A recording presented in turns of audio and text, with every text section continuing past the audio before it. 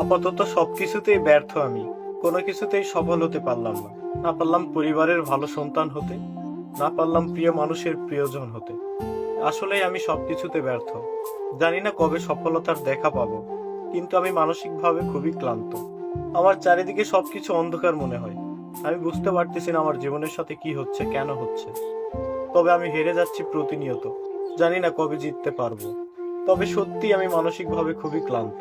কেউ আমাকে বুঝতে চায় না আমি কেমন আছি। আসলে আমার কষ্ট একান্তই আমার। আমার দুঃখের সময় কেউ আমার পাশে দাঁড়ালো না। কেউ আমাকে জিজ্ঞেস করলো না আমি কেমন আছি। একটা কথা কি ভাই জানেন, খারাপ সময়ে আপনি বুঝতে পারবেন আসলে ভালো সময়ের কি মূল্য। কত সুসময় অপচয় করেছিলাম ভুল মানুষের জন্য।